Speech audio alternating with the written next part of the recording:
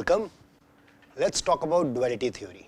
So generally duality is a very well studied concept in mathematics. Okay, there are linear functionals and everything. There are many ways in which people define dual space, relationship between these spaces and functions and all. But I would want to be restricted to linear programs. And for linear programs, duality is actually a very strong tool, and for me personally, the reason why it is a strong tool is because of this. Let's look at this maximization problem, correct? I want to figure out the maximum value here, right, optimal of this LP. But in computer science, generally finding the exact value is pretty difficult, right? What we can do is try to give lower and upper bounds on this value, okay?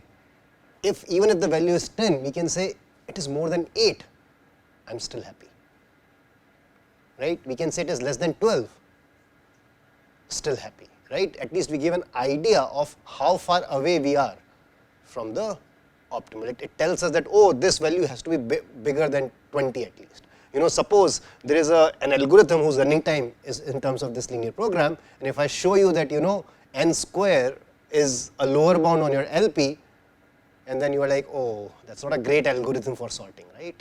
Probably you need something better. So these, the lower bound and upper bounds are there in almost everywhere in complexity and other branches of computer science.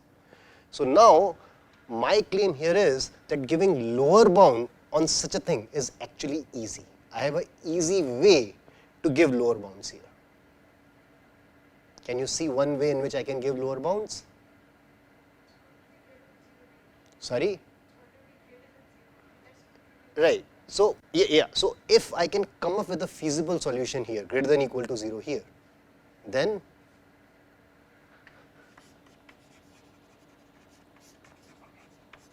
for any feasible x, C transpose x is less than optimal of LP.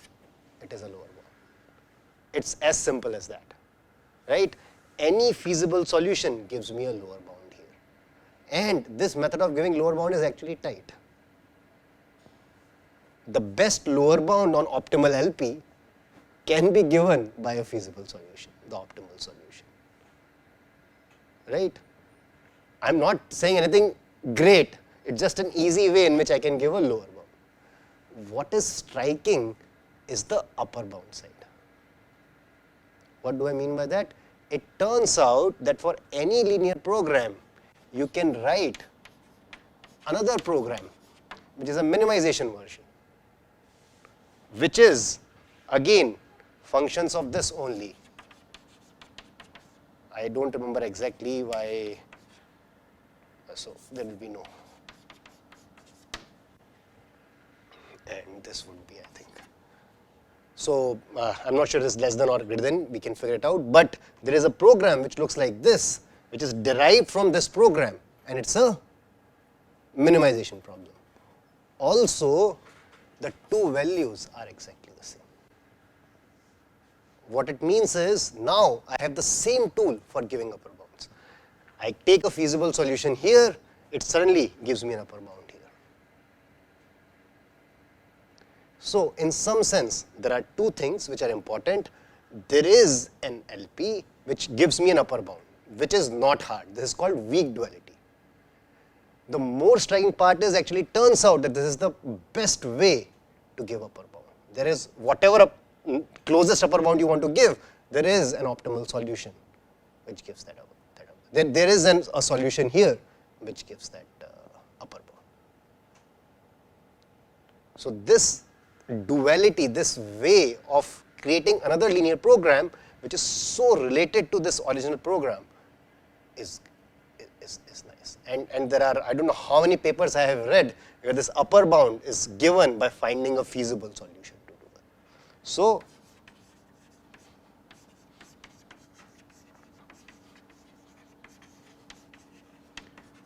feasible solution to primer is a lower bound, and feasible solution to dual gives me an upper bound. And obviously the roles can be interchanged. this is the dual of this. If I have a minimization problem, I have a natural way to give upper bound. This gives me a natural way to give lower bounds. Okay, so this is a very, very strong way of, and we will see a lot of examples of this. Yes. So for any, many of the books, they will just write dual in the standard form. So what you can do is you can always convert your LP into standard form. But I will show you a method which won't worry about standard form, and which will basically be motivated by giving this upper bound. So I will say that suppose we want to give upper bound, can we design another program? And then we will see how to come up with dual. So because this is what I have seen mostly it being used for, this is how I will motivate duality theory. Okay, but there are many, many interpretations. I will encourage you to read other books and see how people talk about this. But this is great. This is very, very nice, and we will see a lot of applications. Okay, but this very, very upper bound, lower bound kind of a thing actually emerges from duality in other structures. Okay, mathematical structures which you have already seen. I will not tell you which ones. They might come in the exam. But one place from which you will see a direct relation is called a hyperplane separation theorems. Okay, and this harps back to the question which I asked you in the previous class, which was, say you are given a convex body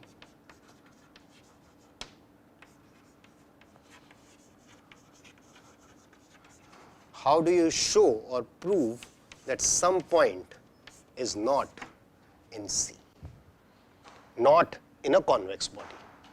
Okay, and one way to definitely prove this, okay, so you have an X, you have a convex body, how do you show that this is not here? Dikh raha hai. Right, but if you want to try to give a mathematical proof, one way is you might say, oh, look at this line. All my convex body lies on one side of the hyperplane. My point lies on the other side. So how can my point be inside this convex body? Now this thing is nice because it has a very clear mathematical meaning. If this hyperplane has A as its perpendicular vector, suppose this hyperplane is A transpose X equal to B, then I know that for, okay, sorry, call it P, right?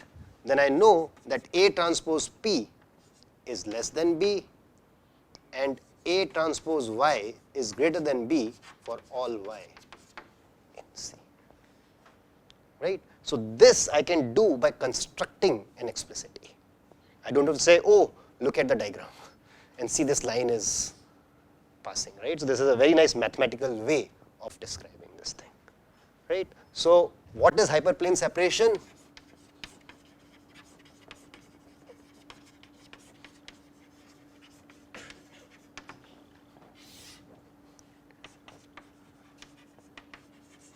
Proving P is not element of some convex body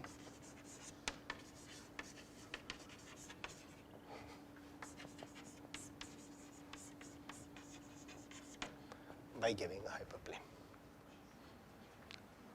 Okay, and today's class, as I said, it is going to be fun with geometry. What we are going to do is take different kind of convex bodies, try to construct different kind of convex bodies and see, is it possible to give a hyperplane separation theorem?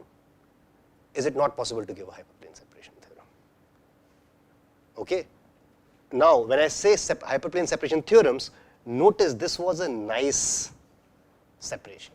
Here both were strict inequalities, right? One point lied completely outside, thing completely inside.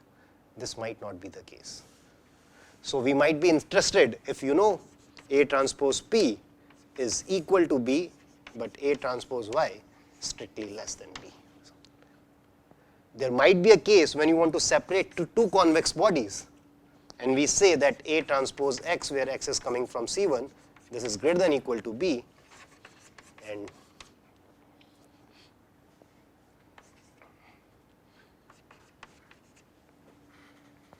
okay, obviously in this case it won't be interesting if both the convex bodies lie inside the hyperplane A transpose X equal to B.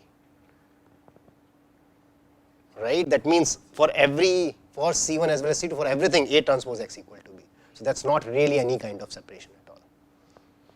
Okay? So there are a series of hyperplane separations depending on the kind of convex structures I have, different kind of hyperplane separation things can be given. And this is what we are going to see today. We will take different cases, you will tell me, is it possible to give hyperplane separation? It is not. Okay? Sounds good? This is what we are doing. So first, if this body is not convex, then what is the problem? We might not have a hyperplane separation at all, right? For example, take a circle, take a set which is all points outside the circle.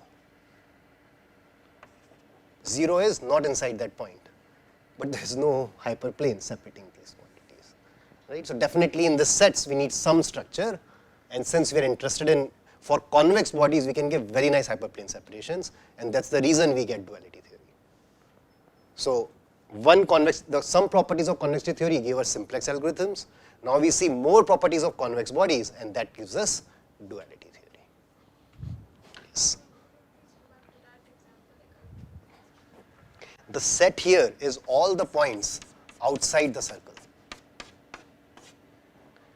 Origin is not in that set, but there is no hyperplane separating these things. But obviously this set is not convex.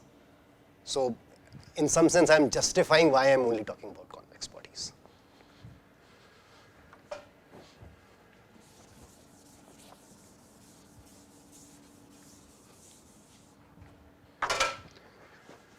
But before I talk about exact hyperplane separation theorems, we need some concepts from analysis. You know what are called closed or bounded or compact subsets. Okay, have you heard of these? How many people know the definitions of these? Okay, don't worry at all. I will give you the intuitive meaning, that's good enough. Okay, don't take the intuitive meaning from English. Take the intuitive meaning of what I tell you. That is going to work. Okay, sounds good? Okay. So first thing we start by is closed. And if you don't remember that intuition, then ask forum. So forum, tell us, what is a closed set?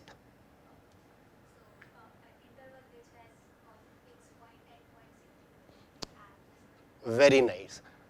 Formally, we want to say that if I look at the points, a sequence of points, if I define a sequence, you can formalize Cauchy sequence, whatever.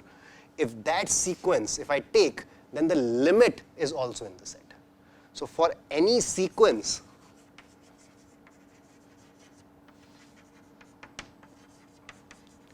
inside the set,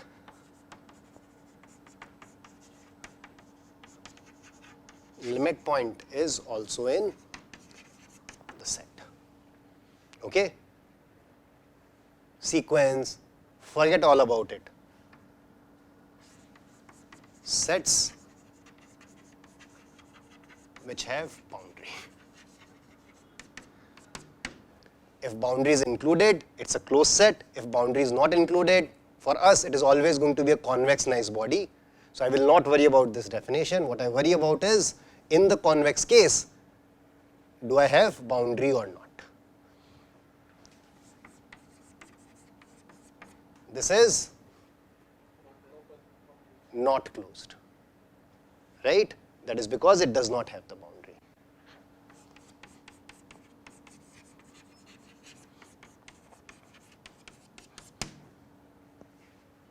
this is closed. Clear? Because this has boundary.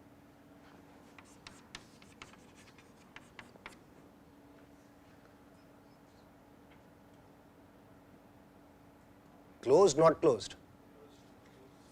I don't care. It's not a convex body. Okay? I don't want to find out whether all sequences have a limit point inside this or not. Let's not worry about it. Okay? I will only worry about nice convex bodies. Okay?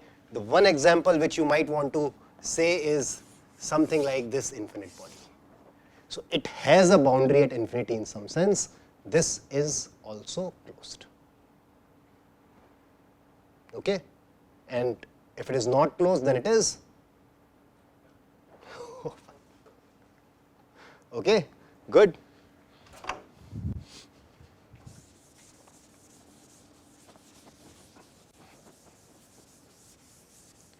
And one reason why I hate this is because closed are the ones which have boundary.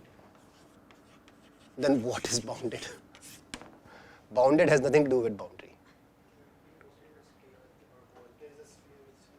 Exactly, it doesn't look like this. Things are not going to infinity. Officially, there is a finite radius ball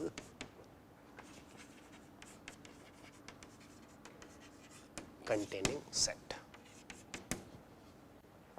Okay? That is all we have to worry about. Again, I am not going to ask you, prove this thing is bounded, this thing is closed. It's just so that we understand our hyperplane separation theorems. Okay? So these intuitive definitions are okay. Okay? So don't confuse bounded with boundary. If you have boundary, then it is closed. And now the easiest definition is compact. Yes.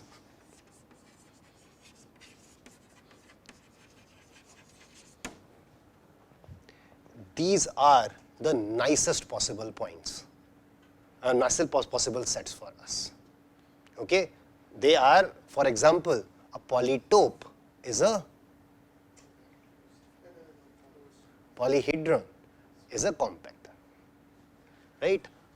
A polytope would be bounded but might not be, it will be closed, it might not be bounded.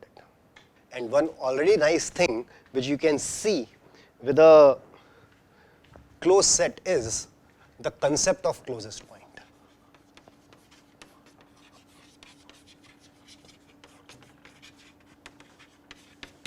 I am not going to prove this lemma, but this is going to be useful for us. What does this say? If C is non-empty closed convex, then for all x in our space, there exists a point y in this C such that the distance between x comma y is less than distance between x comma z,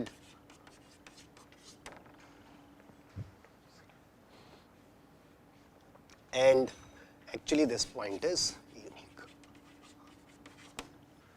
I'm not going to give the proof of this, but I can actually still justify a few of the things. One thing is, what if it is not closed? Clearly this is not true, right? I take x to be 0, 0, my C to be y such that,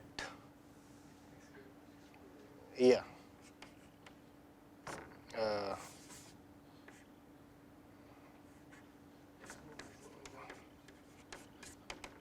yeah, exactly, that's what I wanted to do. Right? So you have an open set, you take anything on the boundary, there is no closest point. I have to include the boundary. Right? So that means closed is required. Okay? What about uniqueness? Again, convexity is required. You have a circle, you have a point. The closest points could be much more. Okay? So there are cases when the closest points are not unique. This allows us to give a unique closest point. and that is important. C is a set. C is this set, non-empty closed convex. It can be infinite, yes. It's the closest point, not the farthest point. Yes, it's a Euclidean distance. It's r to the n.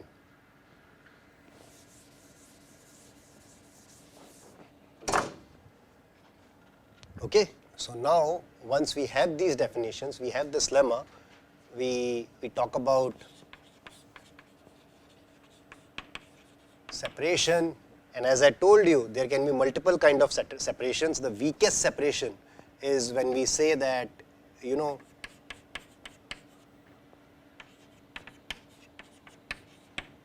this is coming from C1, this is coming from C2, and this is interesting if at least one body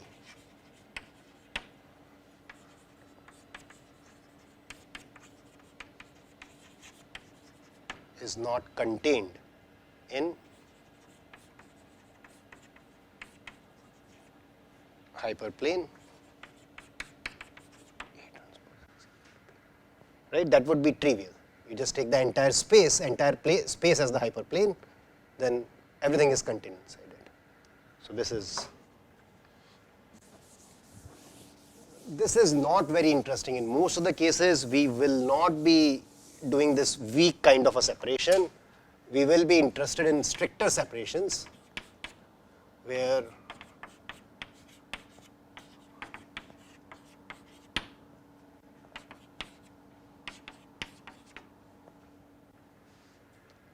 right? And there is a middle one also where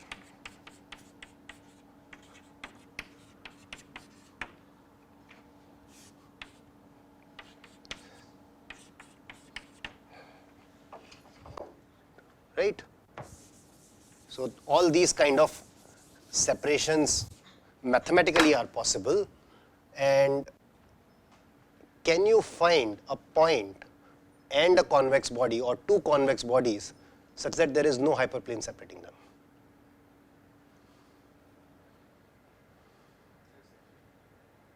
Oh, non-intersecting. Yes. Geometry. Draw the graph, right? Draw the picture, sorry. Huh? I am saying, can you think of two convex bodies which are non-intersecting and they have no hyperplane separating them? You have a circle with all internal points, one other point which is the other convex body, just one vertex on the boundary. Okay, good. So the example is, you have the circle, it is a circle, but the points are only inside the open set. It is convex, right? So now I know for this point, I cannot give a strict separation, right? But obviously, this gives this kind of separation. No, they are not. No, how are they intersecting? This is a single point on the boundary. This is x square plus y square less than 1. So,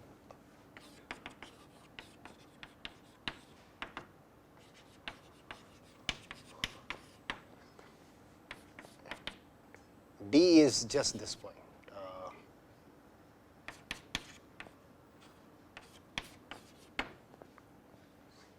Right? So they are non-intersecting, but I cannot get a strict kind of separation. It turns out that you cannot think of two convex sets, and it is true. For two convex bodies, you can always have a weak kind of separation. Okay? Doesn't seem very difficult, but like believable, right? I shouldn't say difficult in sense of proof, but at least seems believable, right? So yes, so I will leave it at that. there is a theorem which says that given two convex bodies, you can always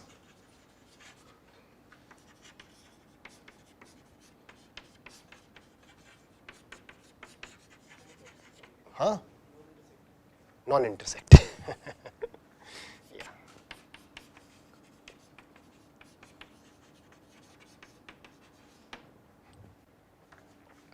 Okay. But now the fun part.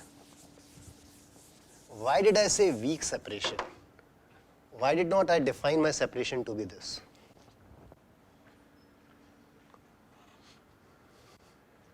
Draw. You see the point? I said two non-intersecting convex bodies, you can always weakly separate them. This is what I'm saying as a theorem. But from whatever you did, right, it seems like I should be able to give this kind of a separation. And even for forum's example, I'm able to give this kind of a separation. So can I construct two convex bodies non-intersecting such that even this kind of separation is not possible? Or, oh, it might be true that you can always give a, or probably for every convex body I can have this kind of a separation. Where do you put your money? For all convex bodies, you can only weakly, if I want to separate all convex bodies, is it only weak separation is possible, or even this separation is fine? This is the weakest separation. So you have to pick a side, right?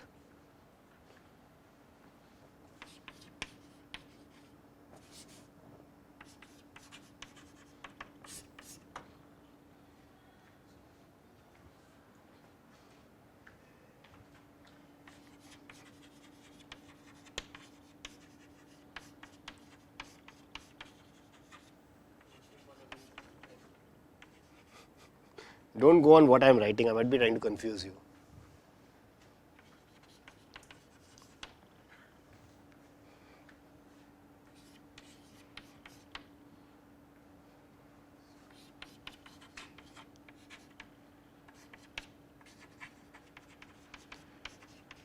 This non-intersecting convex body is always assumed even if I forget to write, at least when I'm talking about hyperplane separation, right?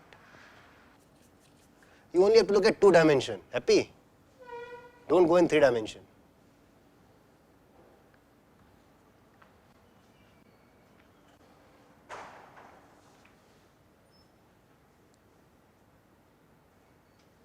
Okay, let me take the vote. Then how many people think that middle separation is possible? Okay. You are raising your hand or not? Don't raise it like this, that's not allowed. Okay, okay. How many people think middle separation is also not possible, only weak separation is possible? 1, 2, 3, 4. Arpit, did you raise your hand twice? No. Okay. 4. Okay, so as we always know, majority is always wrong.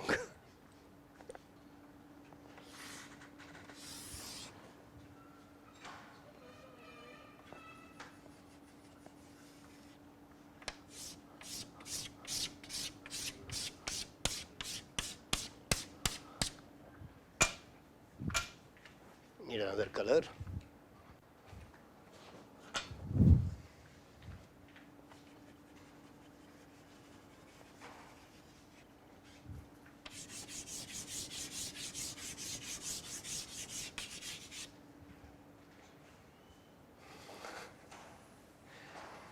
They are convex, right?